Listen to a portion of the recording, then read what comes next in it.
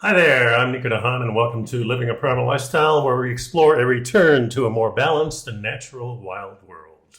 To recover our natural health and regain our rights and freedoms. And I'm Ellen DeHaan. It's a beautiful day in Durango, Colorado. It is 51 degrees, going down to 29 tonight, and probably getting some snow this afternoon late, I think. Yeah, there's a great big storm coming in from the west. They're coming in from the east and the west. Florida, good luck, and I hope everybody's safe out there. Amen. And please subscribe to our YouTube channel, hit the notification bell and the like button to help our channel grow. We also post on Facebook and LinkedIn for your convenience. We do deconstruct mainstream news stories about anti-aging, natural health, climate, and our freedom. And we do our own analysis. All of the topics for today's show are in the show notes listed below, with a couple of videos in there too. And so you can follow along and do your own research, which we highly recommend. If you supplement your diet with natural vitamins and minerals, then we highly recommend Mother Earth Labs. Hit the link below in the show notes to maximize your nutrition with two of their products, Humic and Fulvic, and essential multivitamins. These two products, which we take, give you all the essential minerals, vitamins, amino acids required for a healthy immune system, with the ability for your body to actually access them and to detox at the same time. Make a lot of great selections of other products too that may interest you. How are you doing today, baby? No, I'm doing great. I'm beginning to get that feeling of holidays. And yeah, we took out the Christmas tree from underneath the house, and we're starting the project a little earlier than normal, but yeah, it just kind of get seems in like the spirit, right? other people are. I have one of my Facebook friends and a colleague up in Denver who's an attorney, and she posted a picture of her tree all decorated. Oh, wow. And it just reminded me of the musical Anti-Mame where they sing the song, "We Need a Little Christmas Right This Very Minute." Yes, we Now do. it seems like people are looking to have a little celebration, a little cheerfulness. I think the timing is right. Yeah. Speaking of time, these states are exacting legislation to help daylight savings time permanence. So last week we talked about this, and we really didn't mention the fact that, and the article didn't indicate that there's only a few states that are doing this, and it hasn't gone through the House yet. So it's not permanent. Nobody knows. Well, here's the deal: Okay. the federal government revokes the time, but Right. it's always been a state choice. Right. So what it comes down to is that the states have the ability to say, let's not do it anymore, or let's do it. or let's do it. Or- And at this point, it's working its way through the federal system. Yeah, and it's called the Sunshine Protective Act, which would make daylight saving time permanent for the entire nations. It remains stalled in Congress. Well, they've been very sidetracked by the midterm elections. Yeah, probably so. That's for sure. So these are the states: Alabama, Colorado. Well, wait, the following states are already getting ready because they're anticipating the change.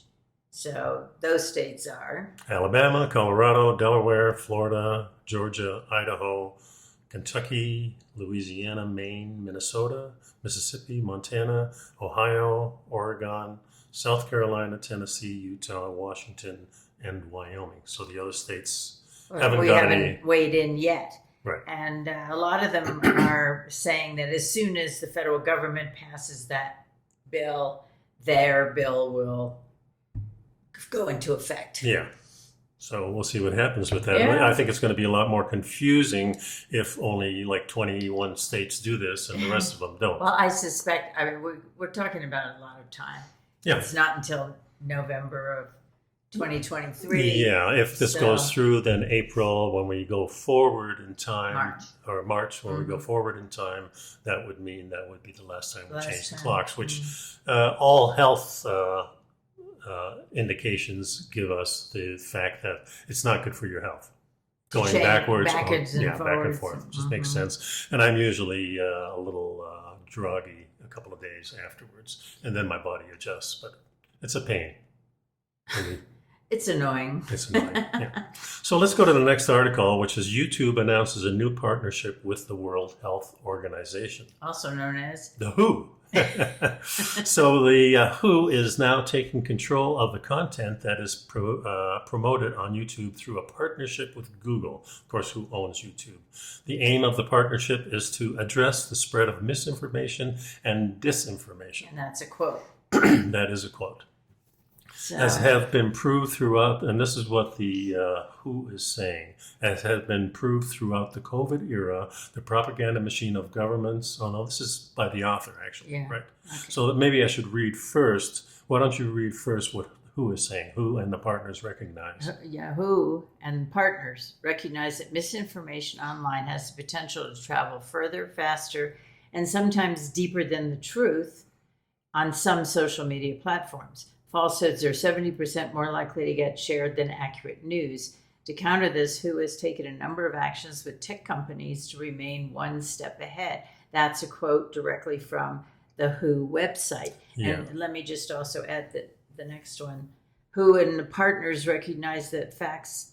Oh, that's the same one. Yeah. Oh, that's Yeah, weird. it's the same. Okay. Oh, he says the author. So go ahead with what the author Okay. says. As have been proved throughout the COVID era, the propaganda machine of governments, public health bodies, and international organizations such as WHO, the World Health Association, or organization, are inverting the truth. It is they that are spreading misinformation and disinformation, while at the same time censoring the truth. This is not misinformation and falsehoods that WHO is attempting to counteract.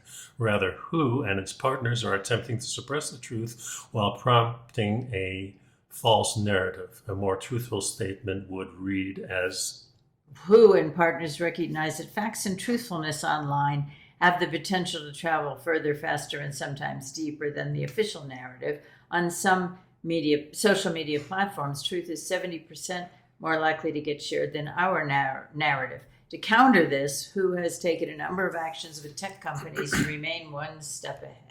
Yeah, so I have 3 videos in the video section of the show notes. One is called Who to Control the Health Content on YouTube to Fight Information, and this is just a counter to that. The other one is the Dr. Peter McCullough has been stripped of all his medical credentials, and this is done by some of the medical certification boards, and also he's been kicked off of some of the practices that in some clinics that he's been doing. Now he's a really well respected man, and he's got many incidents where he was in front of Congress giving people updates on what was happening over the last 20 years. Those updates have kind of ceased since 2019. So no longer do the medical community meet in front of Congress and give their ideas on what is happening. And so not only is that not happening, but now these people who have been in front of Congress giving advice, if they're counter to whatever the WHO now and YouTube and Facebook and all these social media platforms. Yeah, they're censoring this, and we're trying to be very careful.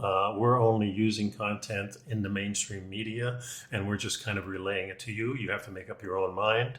We're not recommending that you do these things. We're doing our own thing on the information that we have, and we're using our brain as much as possible. The other thing that is on here is an article from I think it's called Clark County Today.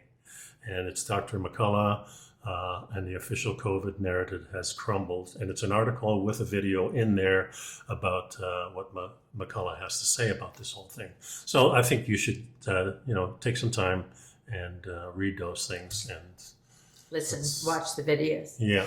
So in this article that we're reading from the GMO or from the World Health Association.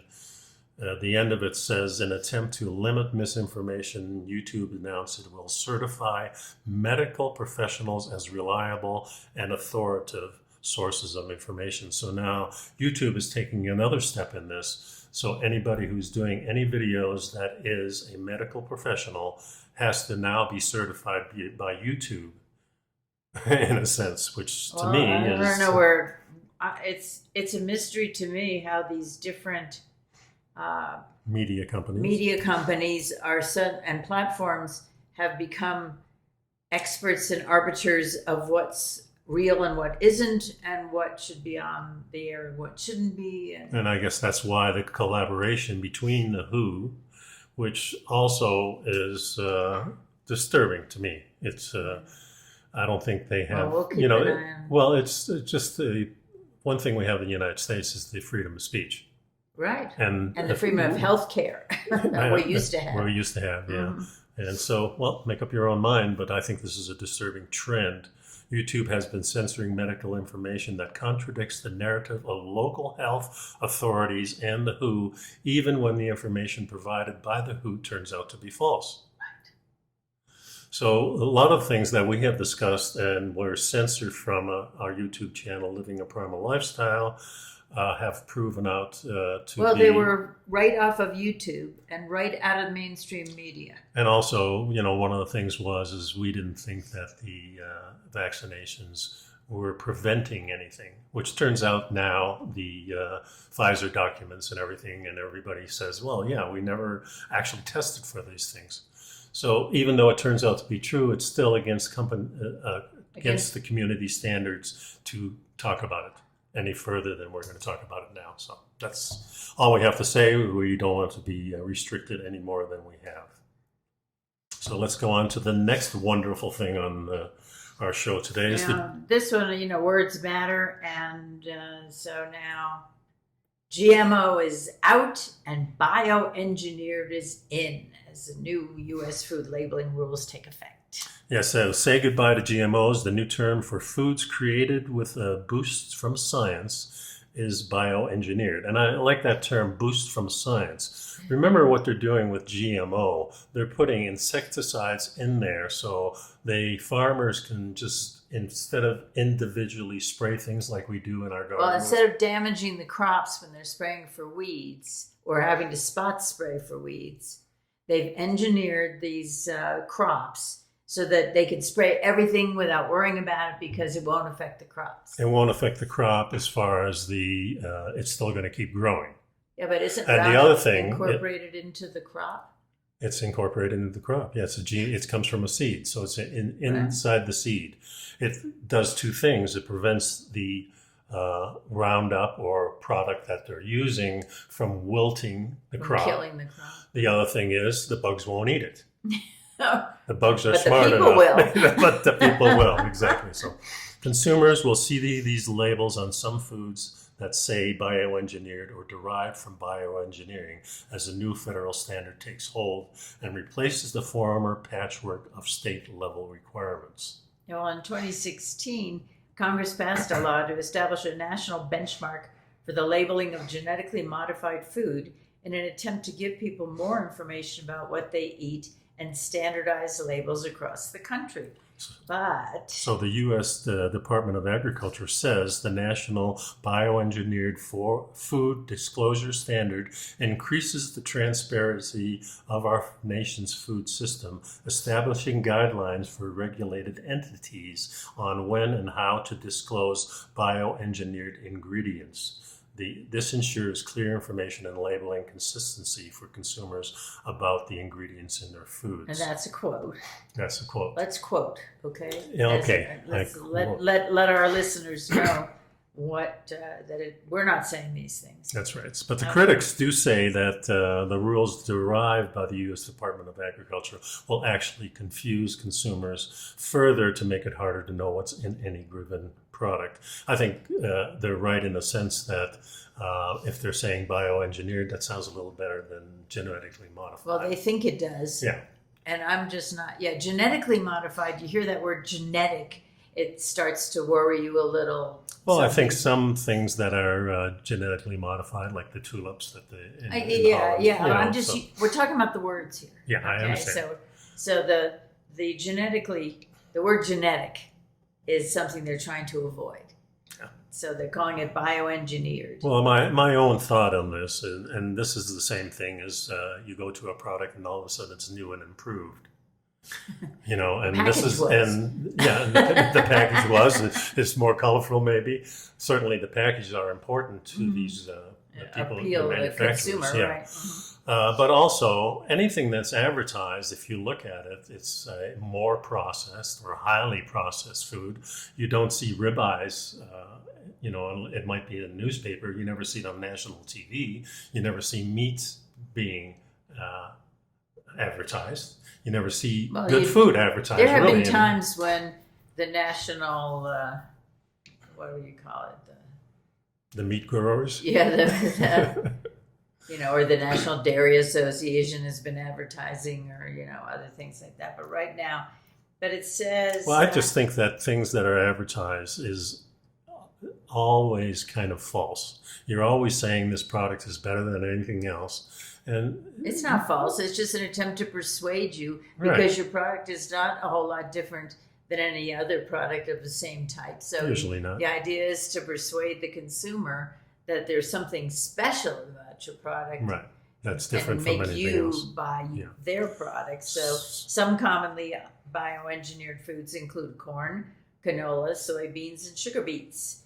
And most GMO crops are used for animal feed, according to the Food and Drug Administration. But they are also used to make ingredients that are routinely find their way into human diets, such as cornstarch, corn syrup, canola oil, and granulated sugar.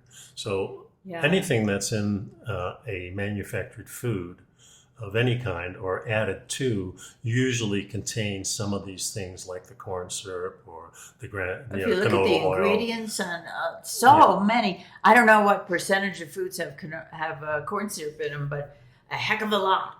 Well, there's also a fact that if there's a percentage that's lower than the standard, then it doesn't even put it on the label. Well, and then the other question is okay, fine.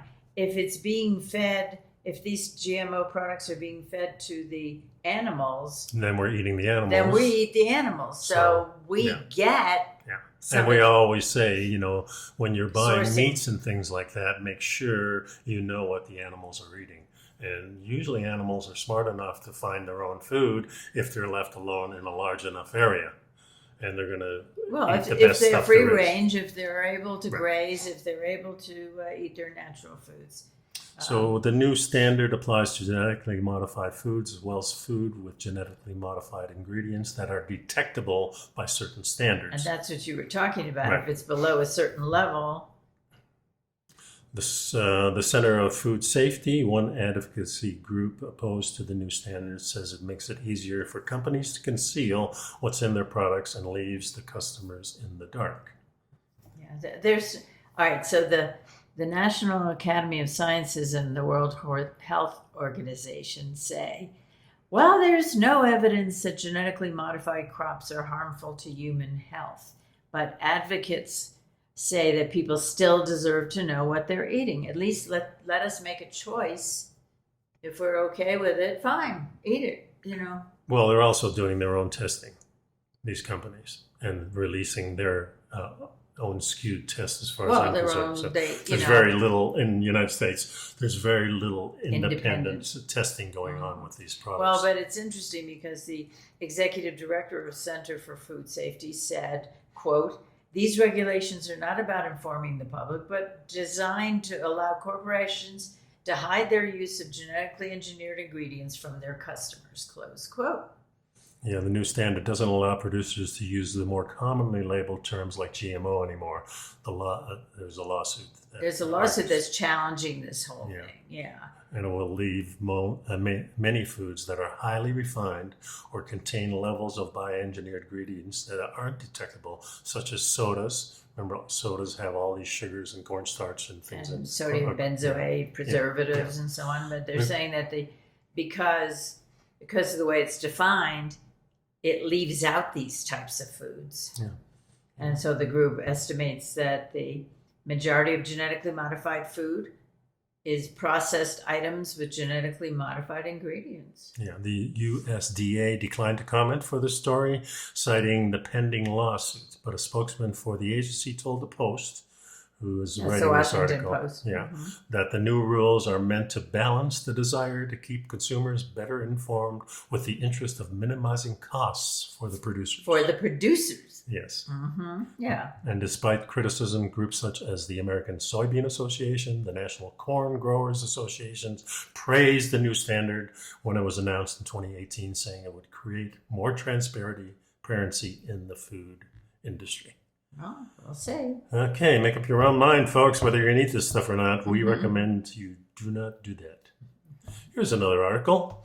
Word sausage and bacon, when describing vegan foods, should be banned, according to Daniel Jones, Consumer Affairs editor for the Daily Mail, which is the British newspaper. Right. Mm-hmm. So the words sausage and bacon and steak to describe plant-based vegan imitations should be banned, the consultants say. Well, it's not sausage, it's not bacon. Even though it may and look like it's not steak. Yeah. Experts said Britain should follow France in moving towards a ban on these foods, such as sausage and steak, on the words themselves. Mm-hmm. Well, it would be hard, I think, to get through these agencies if you're going to make something that looks like broccoli or Brussels sprouts made from steak. Right? I mean, that would never go through, but the reverse is okay because the manufacturers want this. And the point is that the farmers say that they're using the meat terms as a marketing ploy to boost sales. Well, yes, of course they are. Definitely. And then they say, well, but this is, quote, this is not an argument against people eating vegan food, but the idea that you can call a product whatever you want, regardless of what's inside, goes against labeling laws. Research show that some vegan products are very refined. And we've talked a lot about eating over-processed food, highly processed food. Yeah. Calling something a veggie sausage is a sales tactic that if the producer thinks it'll sell more than if it's called a vegan stick. Yeah. Close I have quote. some pictures of here, like Plant Kitchen, no pork, streaky bacon. No pork, streaky bacon. So there's a Professor Joshua Bamfield of the Center of Retail Research says there should be a new rule saying that vegan products cannot be called sausage, steak, or bacon.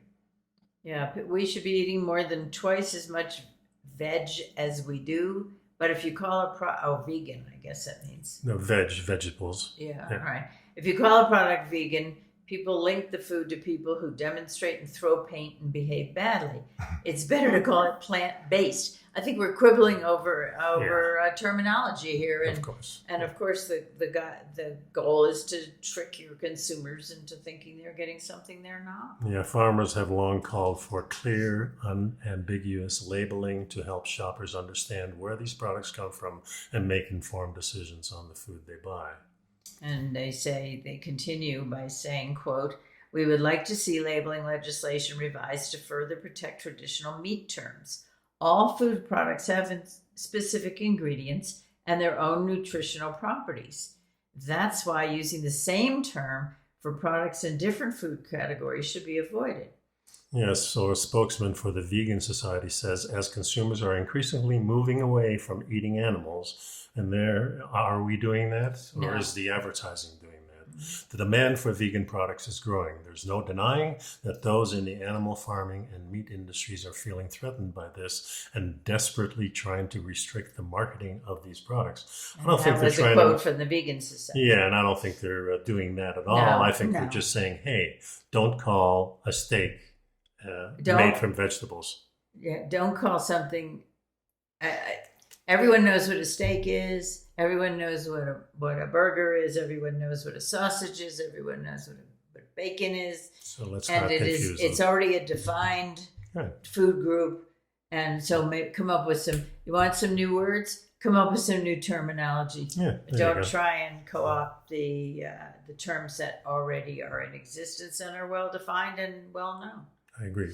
Next article is future humans may have abnormalities from using technology too much. When we always. Oh boy, that's for sure. I'm telling you. When we started with texting all the time, I was joking around saying that future generations are going to have really long, skinny thumbs. Mm-hmm. Well. This is. I think the new generation uses thumbs a lot more than the old. I don't use it. I don't use. No, I've never been able to do that. I don't want to learn because I already have arthritis issues in my fingers, and I don't want to end up with carpal tunnel or something from trying to text. So I use about 4 fingers actually. I almost type. I use 2. Yeah. Advancements in technology change how people work and function, often speeding up the process or creating efficiency. However, there's a possibility that technology is affecting our bodies, especially from using it often. Yeah, there was a research project that was commissioned by Toll-Free Forwarding, which warns that using technology too much could form abnormalities. Researchers collaborated with the 3D designers to make images of a future human that shows tech-related problems from daily technological use. And they have a name for it, Mindy. They called her Mindy. They call her Mindy. All the Mindys in the world are just hunching over now, I think. Yeah. The design in the image was based on constant use of smartphones, laptops, and other forms of technology. So I have a picture here of Well, the first thing they talk about is a hunched back, and boy, that is the truth. Yeah, because you're looking down like this instead of looking up and instead of raising your torso. Yeah. And we struggle with it all the time. We try and remind each other to sit up a little straighter. Yeah. Maybe even put the iPad on a higher surface. On something that's a little higher, so you're not bending over. Yeah. And so it says. What could help this is some of the glasses that are head-up displays, where you could actually read just it. But would you be looking down just from habit?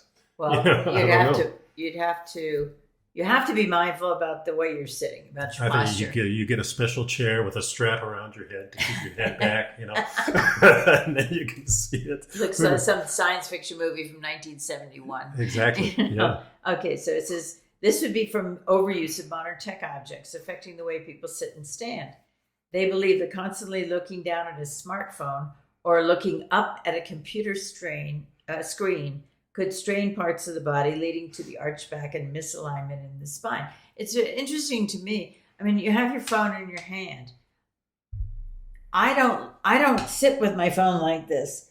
I look at my phone this way, and it's just something I do. Yeah, it's a habit you got into, and it's a good one. And I don't do that. I'm usually looking down. If you look around you all the time, people are like this. And also, just walking down the street, you got the baby carriage, the dog in one hand, and somehow you're trying to look at your phone, and you're looking down, and cars are coming, and it's dangerous. Not only for your body, but for your life, probably. Yeah, it's not. I don't think it's a crime yet, but might become one. Yeah. So we're going to tax you on it. Yeah. Well, here's the thing: spending hours looking down at your phone strains your neck and throws your spine off balance. The muscles in your neck have to expend extra effort to support your head. And this was a quote from a gentleman who is a health and wellness expert at Maple Holistics. He also mentioned that sitting in front of a computer for hours can pull the torso out in front of the hips because you kind of lean forward. You can't really part of the problem is the distance from your eyes to the computer screen so that you can read it. And it's really difficult to adjust the screen at exactly the right spot, especially, for example, I wear trifocals. So I'm constantly trying to figure out where to look through my glasses. Mm-hmm. And sometimes I find myself doing this and doing this and my neck starts to get tense and my shoulders are getting tense. Plus I'm leaning forward. I force myself to sit back in the chair. Sometimes I adjust the screen up from the bottom, down from the bottom, trying to get the optimal way of reading so I'm not struggling with the computer. There's something called the text claw, also known as cubital tunnel syndrome. Tunnel syndrome. Yeah. So text claw. Yeah, I like that term better. Yeah. A nerve condition in the elbow that produces numbness in the fingers caused by using a smartphone constantly. The new term was devised to explain how the hand takes a permanent form of the claw shape due to continuous claw holding. Shape would be like well, I got a picture of it here. It's just like holding your phone. The phone. I remember so clearly a number of years ago I was driving to work and I got to a red light and happened to glance over beside me and there was a woman sitting like this in her car. There was no phone here. But she was sitting like she had the phone in her hand and her elbow was up on the side of the door. And, it was, I thought, oh boy, here we go. Future humans may also have a 90-degree elbow using technology excessively. This idea is in a extension of the explanation of the text claw, both features of the tunnel syndrome, also from using the smartphone too much. And the physical changes form from, quote, pressure or stretching of the ulnar nerve that runs in a groove on the inside of the elbow. So there's a 3D image here of Mindy also showing the effects of technology on the neck. When you're using and working on a computer or looking down on your phone, the muscles of the neck have to contract to hold the head up. The more you look down, the harder the muscles have to work to keep your head up. And that was an explanation by a doctor at the New York Presbyterian Orc Spine Hospital. Yeah. Now, here's a picture of Mindy, which is very interesting. Yeah, it's kind of spooky. Study predicts that future humans would have a thicker skull to protect the brain from radiation from smartphones, and humans would develop a second eyelid to protect the eyes from strain and too much blue light. So they say, quote, second eyelid. I don't know about that, but it's possible. Humans may develop a larger inner eyelid to prevent exposure to excessive light, or the lens of the eye may be evolutionarily developed such that it blocks incoming blue light, but not the other high wavelength lights like green, yellow, or red. So evolution, I think, takes a little bit longer than that, but who knows how long we're going to be using these devices in this form. I think we'll evolve to make smarter. Changes pretty fast. So. Yeah. But we've talked a lot about the detrimental effects of blue light on your body, and especially right before you're trying to calm down and go to sleep. Right. You know, so that's one reason we still have a plasma TV, so it doesn't have that blue light. It's not an LED. Well, we still turn it off. Yeah. Before we. Yeah, most of the time. Mm-hmm. So the next article is related. It's high-tech foods that you can eat right now. I thought this was pretty interesting. Yeah, and I mean, the title's a little bit misleading because actually they're not widely distributed or available at this point. Most of them are not. Most of them are not. That's right. So it says, eating is one of the most natural things we do, yet it's also one of the most unnatural. Okay. Go ahead. Yeah, ever since the advent of agriculture, domestication, humans have ceased to eat the way we used to. This is an important part of the whole thing, I think, because remember, we invented agriculture and domestication not that long ago, probably maybe 7,000 to 10,000 years, maybe even 30,000 years. Some of the cultivation was happening, but not on a large scale. It wasn't until about 5,000 or 6,000 years ago, thinking of the Egyptians, then the Greeks and the Romans and things like that, where we really started to domesticate, especially grains. And so this has happened for a very short period of time if we're speaking evolutionarily. You know, so in our present form, probably we're 250,000, 300,000 years of evolution as a Homo sapien, which means that this process of manufacturing foods through agriculture and domestication is relatively new. Oh, and the article says most of us don't spend our days hunting and gathering to fill our larders. Through selective breeding over thousands of years, genetic engineering in a lab, and processing in a factory, almost everything we eat has been changed or wholly created by technology. Yeah, and this makes it sound like for thousands of years we've been genetically engineering in a lab. Labs were only invented 50 years ago, maybe 100 years ago. Well, Marie Curie worked in a lab. Yeah, I mean, you know, there have been labs. Yeah, but when was that? Not for food. When was that? I don't know. Yeah, 1700s, I think. Yeah. So but in the process of, remember, our genetically changing food really started with the world wars, with the little food that we take out in the battlefield. Because we had the rations. The rations, yeah. So this is relatively new, and now we have a whole slew of them. Before it was just cornflakes. Let's talk about what kinds of things are they saying when we're talking about manufactured food. Okay, so they start with automatic honey from the bees. Okay, and they talk about the fact that right now, if you're collecting honey, you literally have to take the hive apart. You have to scrape out the honey. You disturb the bees. You disturb the hive. You got to put the hive back together again when you're done. And so this company called Flow Hives came up with a new design that's gives the bees a comfortable home and easy access to their honey without disturbing them. And we've seen that when we went to the honey store up on 550. We go to the honey store and they have actually An outdoor. They come indoors, and all these lines of the product is there, and all they have to do is take out. Yeah, but you still have to take it apart and scrape it. Yeah, you still do. You still so now it's being more and more automized. Well, now they're saying that they've designed, this Flow Hives company has designed a new type of hive. The front it has a front panel. It can be partially removed so that you can see inside, and you'll know when it's full of honey. Then a valve that's attached to each panel can be opened, and the honey collected without the hive being opened or any of the panels being removed. Then when you're done, the valve is closed and the panel's ready to fill again. Yeah, and I would say this is probably a good method of doing it. Yeah, I don't think there's anything wrong with that. Disruption of the bees and the...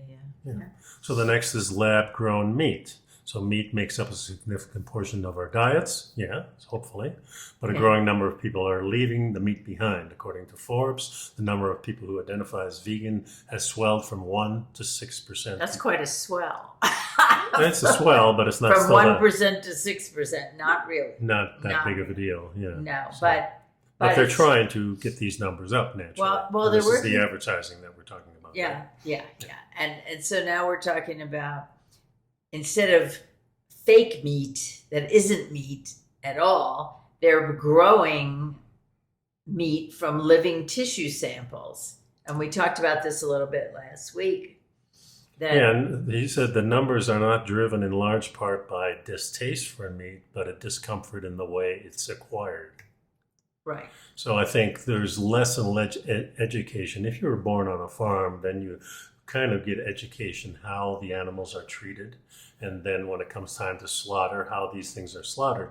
But the images that we see now are mainly these large companies. We see these large feedlots, first of all, where there's no grass. Exactly. When we drove to Florida in October, we drove past at least 2 really large stockyards. Yeah, and the stockyards, and there's no grass there. The smell is bad. The smell was unbelievably awful. Yeah. And even with the doors closed, the windows closed in the car, and the circulation inside the car on the air conditioning, the smell was atrocious, and it took us quite a number of miles, and even opening windows and trying to get that smell out of the car. And the other thing we're talking about is the automated systems of slaughter, where you see these machines taking the cows and things like that. Well, that's right. So, this is not what we're talking about when we take talking about eating meat and acquiring meat. Again, free range. Yeah, free range, going to a small farmer. Grass-fed. And getting educated so you don't think it's a bad thing.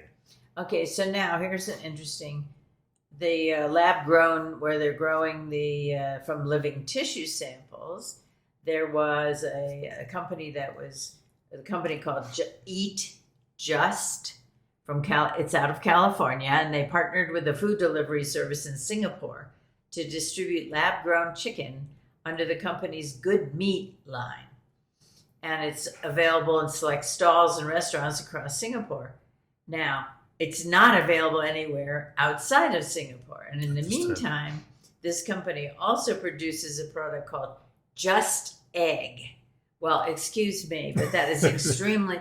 Number one, it's a plant-based egg alternative made from mung beans and other plants. So it's clearly there's no egg whatsoever. Right. And the company is called Eat Just. So they're using the word just. Yeah.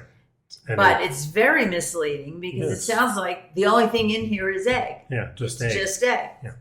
So anyway, it's not available, so don't look for it. It will be available soon, though, across the United States. We'll see. Okay, the next one is Brave Robot Ice Cream. Brave Robot. What the heck? Yes. If you're not quite ready to try the lab-grown meat or mung bean eggs, you can still try ethically conscious technologically derived food. Brave Robot may be just the perfect thing for you. Yeah, if you're allergic to dairy, or you have, if you have ethical reasons for avoiding dairy. I don't even like that ethical reasons. I mean, if we've been doing it for a million years, unethical would be killing human beings. Yeah, right. I mean, all right. So Brave Robot uses microflora like yeast to make milk proteins, quote, just the same as you might find in traditional dairy, close quote. Those proteins are then used to make ice cream that tastes and feels like the real thing.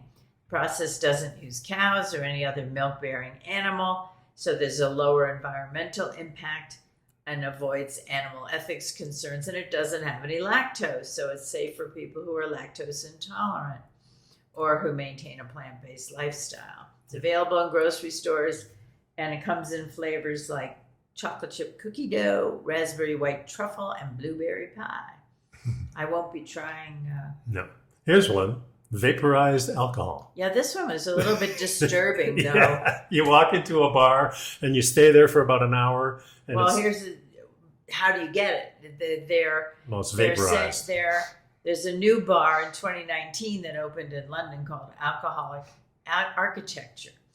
And the entire building acts as a container for a uniquely communal imbibing experience. Once inside the bar, patrons might notice an ambient cloud of mist swirling around them.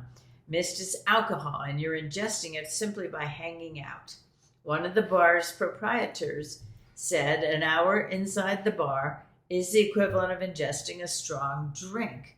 Now, then so the if next you're an alcoholic, don't go in there. Right, well, here's the next paragraph. At the time of this writing, Alcoholic Architecture is closed. While the owners look for a new location but have plans to reopen in the future.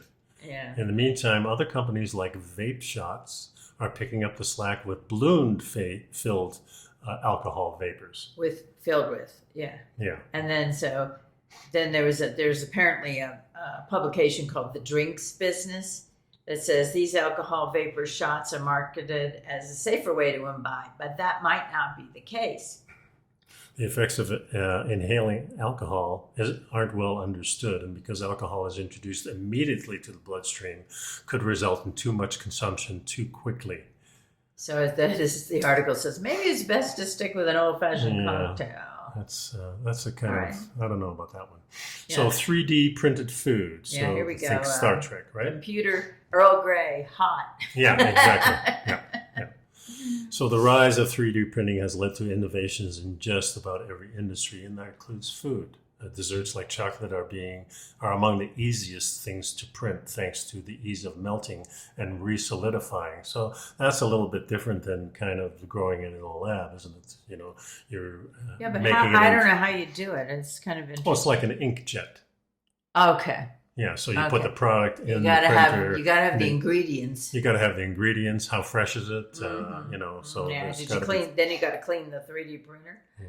Well, researchers at the Osaka University recently created Osaka, excuse me. Yeah, that's 3D in printing. Japan. Yes. Introduced 3D printed cookies with QR codes, which, when scanned, offer useful information like in the ingredients, nutritional information, and where the cookie comes from. Yeah, that's what I want to do. Take my cookies to the QR scan. Yeah, in the future, you might be able to find 3D printed foods at restaurants or print your own at home. In the future. And here's some more disturbing news. Wiki Pearl edible packaging. Today, nearly every bit of food is bought from a grocery store in some kind of packaging, like cans made of steel or tin, cardboard boxes, and plastic, keeping your food safely separated from the rest of the world. So it says this food is called, Wiki Foods is the name of the company. They produced a dessert made of frozen yogurt spheres surrounded by a gel-like edible skin made of fruit, coconut, and extract from seaweed. And according to the article, this shell is impervious to air or moisture. And according to the company, the pearls can sit safely on a shelf or in a bulk bin without any other packaging. Yeah, how then you're going to eat that? So it's Well, been laying around on the shelf for a while. You take it home, it's laying in your cupboard for a while. Now you're going to eat the product inside, and then you might as well eat the not whole to mention thing. who touched it, Yeah, and who handled exactly. it, So, and so put it in the bin, and what. But it does, and NPR, which is National Public Radio, notes when stores started to carry the product, they put them in additional plastic packaging because of customer unease. yeah, I'd say the unease for sure. So how did that help? It's still plastic, right? It's just a gimmick. Yeah, that's true. Yeah. So it does say that ditching conventional packaging in favor of edible food coverings might be a matter of finding the right environment or the right natural material. Scientists are investigating other possibilities, like using the silk from silkworms to preserve foods in place of the plastic. They're going to have to start growing a heck of a lot of silkworms. And you're sterilizing all your cupboards. Oh my God. So the last one here is Soylent. Remember That's Soylent? not the last. No? No. Okay. Well, the next one then. Yeah, the next one is. Of course, so you remember the movie Soylent Green, which starred Charlton Heston. In 1973. Yeah, and at the end of the movie, you find out that the food... Well, it's about a futuristic society in which there's no food and people are starving, and the government or these large companies has provided these wafers. Soylent Green. It's called Soylent Green. And at the end of the movie, you find that it's not made of anything. It's made except of people. Humans. Yeah, it's made of people. So. Yeah, that was a shock value. Yeah. It was a good movie. It was pretty good. Well done. Yeah. So now Soylent, there's a company producing a food called that they're calling Soylent, and it's made primarily of soy, as well as fats, carbohydrates, and essential nutrients.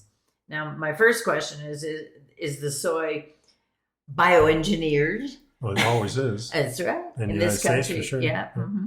Now, and so in an effort to show that you can live on this stuff, and it's a complete nutrition meal replacement, the CEO of the company went 30 days consuming nothing but Soylent, and it says, well, the sample sizes are admittedly low, and the CEO of Soylent has a considerable bias. These anecdotal tests seem to confirm that Soylent offers everything you need. A fellow at the publication The Hustle reported a roller coaster of emotions and digestive distress, but he did continue his rigid fitness regimen for 30 days while eating nothing but Soylent. Yeah, might not be in your best interest to follow in his footsteps. Well, it says it's unclear how living on it alone might impact your long-term health. But, who knows? I don't think it's going to be that good for you. But also, and this is there. Apparently, it's in the form of a shake, and it says a certain amount of joy comes from eating that can't be replicated by 3 shakes a day. Now, here's the deal: if you don't chew, there are immense repercussions. Yeah. First, physically, physically, your mentally. jaw, your teeth are significantly impacted and weakened. Yeah. And in fact, as humans, we've evolved with a much narrower jaw and different shapes to our faces. That's why we have to remove the wisdom teeth, right? Because there's not enough room in there. Exactly. Right. And so then the other problem is there is a satisfaction from chewing that comes first of all, all right, for hormonally and enzymes in your mouth, you start the process of digestion. Yep. And then there's a satisfaction of chewing. If you don't chew, you always feel hungry. Yeah. So it doesn't seem like a great arrangement on a permanent basis. Well, here's another one: edible water bottles. And this has, for me, the same problem here. You're drinking the water, and then what do you eat the container? And where's the container bin? Well, in your car, in the cup holders, which who cleans those? Yeah. It just doesn't make any sense to me. Well, and not only that, but the edible water bottles are relying on a chemical reaction between water, sodium alginate, and calcium lactate, which creates a sphere of water inside an algae-based barrier. And you can make your own, by the way, and it does give you a recipe here, but it... I don't know. I'm not sure that it's going to catch on and be the next big thing. Who knows? And then seafood from algae. So again, here we have seafood, Well, it is sea, and it comes from the sea, Well, and it is food. It's made so from as long as I don't call it fish, seaweed. Yeah.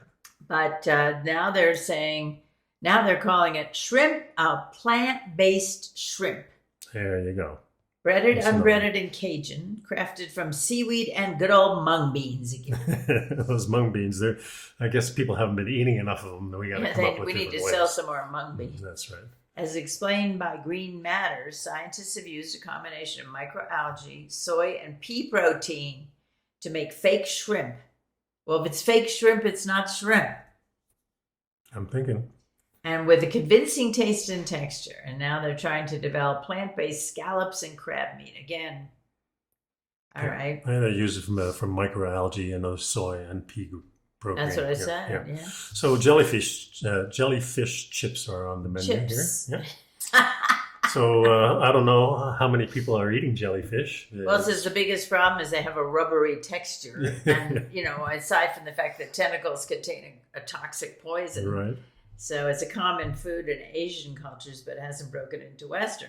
And also, they're a cleansing of the waters. Right. So you start removing those, you have more of a problem. Or you're eating the stuff that ate the toxins. Yeah, that too. That's not good.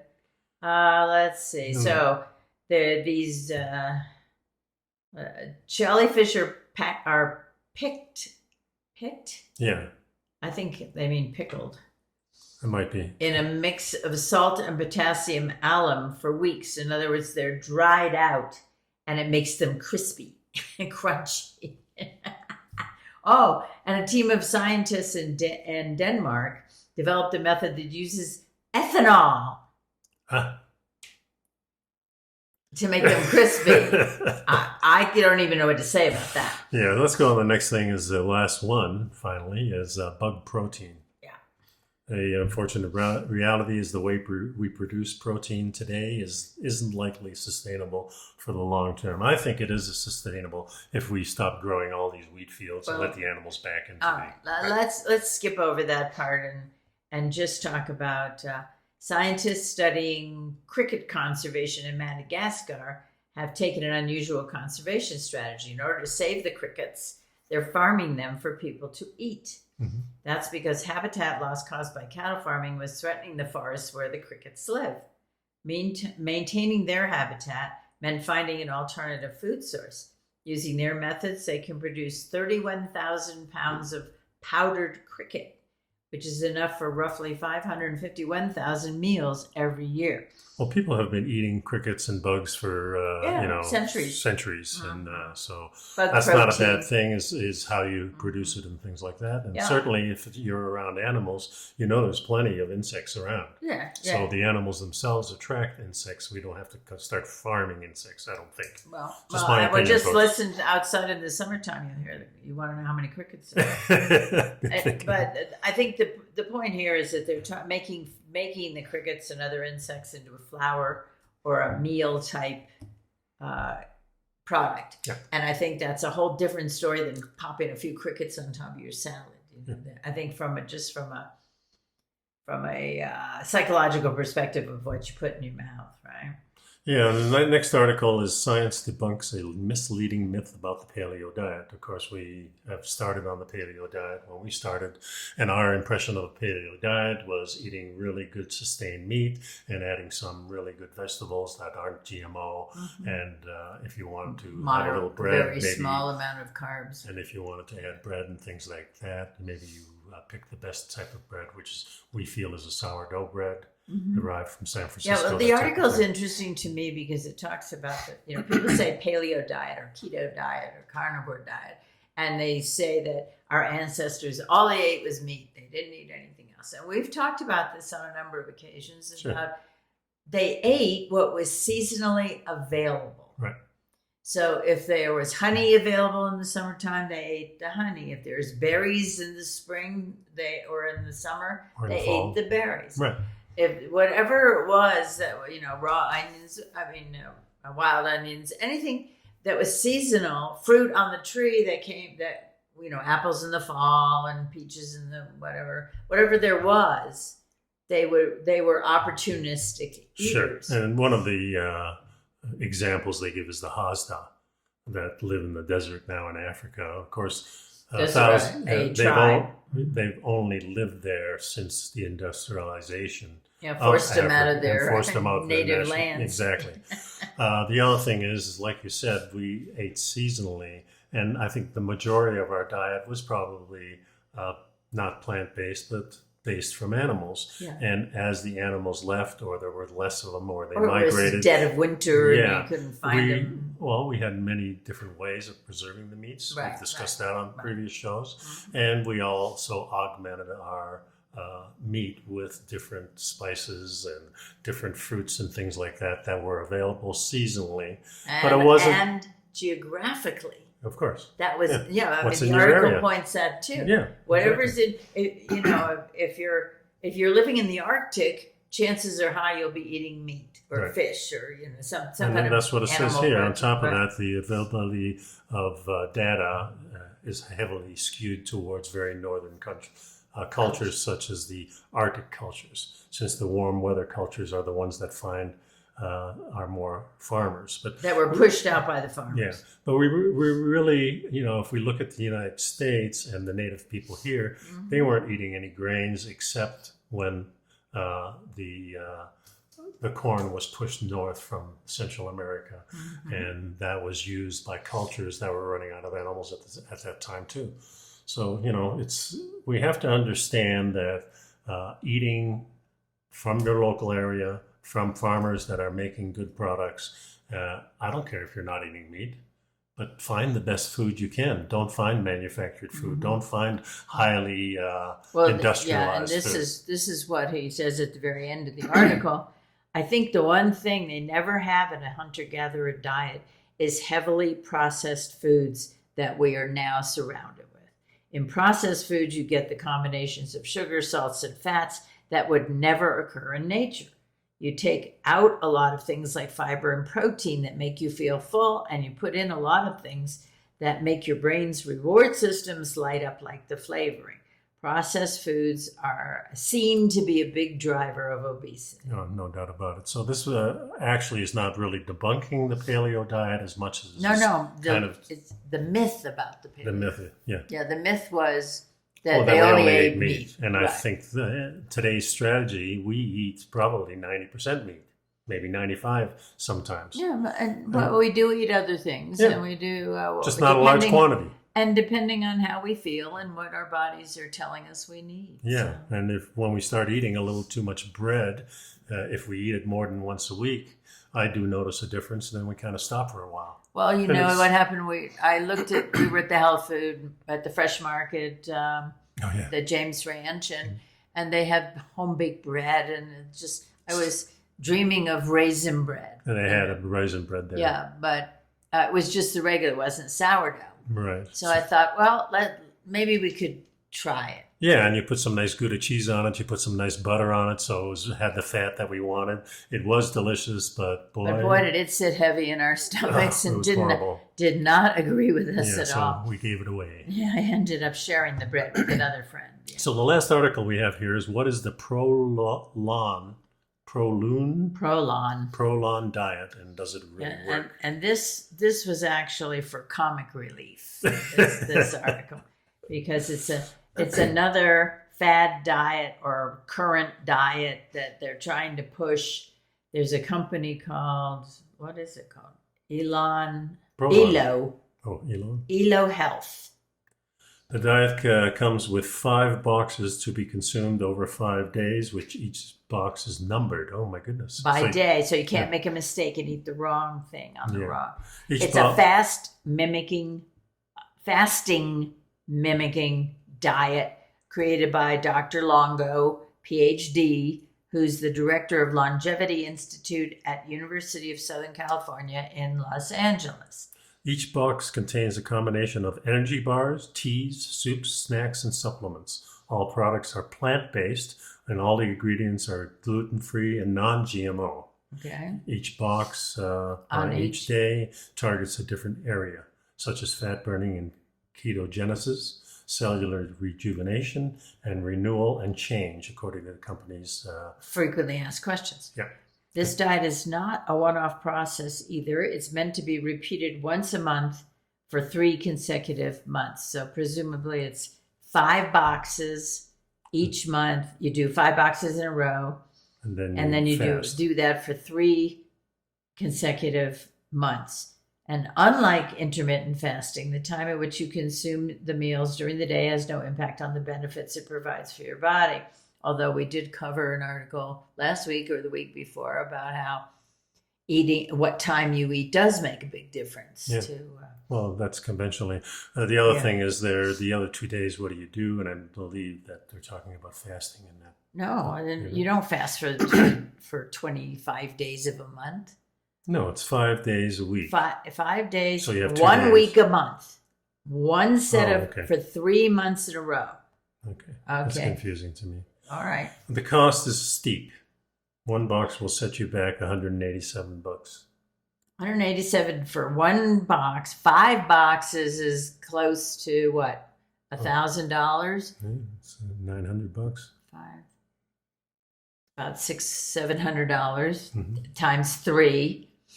And so it says here, for people who are older and frail or suffer from eating disorders, this diet probably isn't recommended. For others, standard calorie counting or even regular intermittent fasting may be more attractive well, if you have the funds and you're in good health, see if the diet can be beneficial to you. Yeah, so you have to be in good health first. Before you get healthy, right? Yeah. Okay. That was interesting. Okay. Well, guys, yep. we hope for the best for Florida, yep. our friends and family down there. And we'll end with the song here. Who are you, folks? Have a good time. Be well. See you next time. Bye-bye.